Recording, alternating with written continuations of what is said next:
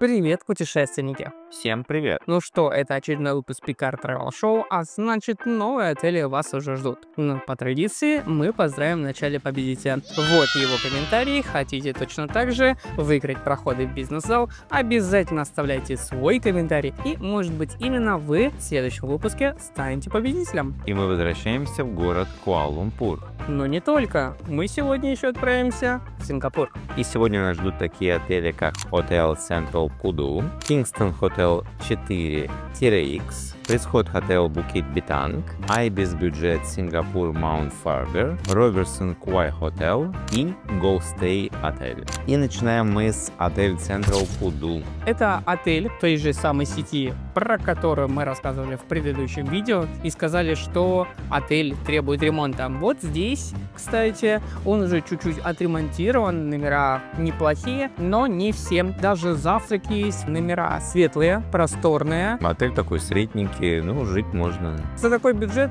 реально хорошо, недалеко торговый центр, и не один, несколько, очень удобно передвигаться, как раз жить в центре, и за такой бюджет хорошо. Сколько ставишь? Я 7 поставлю отелю. Я соглашусь, есть моменты, над которыми нужно поработать, и тогда будет отлично. Продолжаем. И перемещаемся мы на соседнюю улицу, в Kingston 4-X. Это сеть отелей. Мы уже рассказывали в предыдущем видео, что останавливались в этой сети в 12-м, а здесь в 4-м отеле. Если тут прям совершенно новый, здесь уже такой потертый отель, и местами прям уже требует новой реновации. Ну, 4-12, разница большая, не каждый же день открывает. Но в целом тоже хорошая локация, рядышком все вот эти центральные части, TRX, Тромос недалеко эти.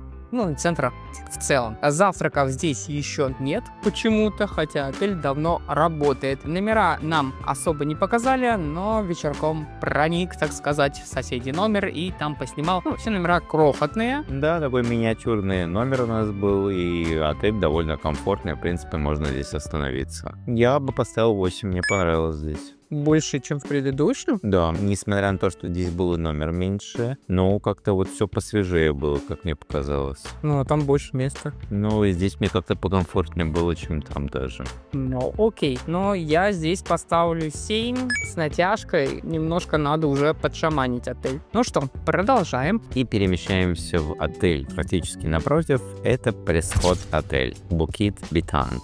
Мы останавливались также в этой сети, но давным-давно, прошлый приезд, очень-очень далеко. Чуть ли не в другой части города, а то и город, можно сказать, как Москва и Химки, да. Хотя нет, Москва и Зеленоград, наверное, вот так правильно будет сказать. Номера вот здесь нам вообще не показали. Сказали, ой, сори, ничего вам не покажем. Начальства нет, ничего не будем делать. Завтраки здесь не сняли, но походу они есть. Ну и внизу есть кафе, где можно также что-то купить. Почему не сняли? Потому что у нас ранний выезд был, и мы отправились в Сингапур. Следующие отели как раз из Сингапура и будут. В целом, неплохо, у нас был номер без окон, постельная чистая, но проблема была, что кондиционер нам пришли чистить, кондиционер был грязный и плохо, соответственно, работал. Ты же не помнишь? Я не помню, сколько я его чистил. А я помню, потому что, во-первых, на меня все это ничего вначале не дуло, а потом было нормально, я даже замерз. Если останавливаться не на долгий срок, на 1, максимум 2 ночи, ну, если вы вещи просто закинут, то окей. А так можно за те же деньги найти поинтереснее варианты. Абсолютно соглашусь, в отеле можно остановиться на 1 ночь, но больше бы я сюда не вернулся. Почему? Не знаю, мне не очень комфортно было в этом отеле. То, что не было окон? Да нет, в принципе, даже вот если бывает нет окон, но яркое освещение, нормальная там краска на стенах, довольно комфортно находиться. А здесь как-то все было тускло и уныло. Ну да, согласен. Я поставил здесь бы 6 бы отеля, или 5 даже. Мне кажется, он наравне с предыдущими. Может, номер там другой бы брали с окном, может быть, другие ощущения были, либо показали бы, тоже другие ощущения сложились бы. Но на данный момент я поставлю 6. В принципе, он не лучше и не хуже там предыдущих номеров. И дальше мы отправляемся в наше путешествие в город-государство Сингапур. Вот мы и в Сингапуре. Почему мы решили объединить вообще эти 2 разных города? Ну, по соседству почти 7 часов ехали на автобусе до соседнего государства города. И там 3 отеля сняли, и здесь 3 отеля остались, поэтому решили объединить, чтобы побольше было. Получается, и там 3 бюджетных отеля, и здесь у нас 3 бюджетных отелей. Ну, они бюджетные Сингапуре бюджетные по существу, но не по бюджету. Даже вот этот Ibis бюджет, извините, но стоил 5 с лишним тысяч рублей. Это мы еще со скидкой взяли, а так они от 6 и выше идут. Бюджета здесь вообще не пахнет. Ну, Сингапур, что поделаешь. Если вода за 350 рублей, а курица-гриль за 1200. Ну, скажу, что в принципе как бы жить можно, но недолго. Ну, Мы были в Сингапуре 3 дня, в 3 отелях и пожили. ну да, в этих 9 квадратах, в которых мы остановились, мы, опять же, здесь брали без окна, потому что 5000 это без окна, а с окном и все 9 я бы здесь больше не остановился.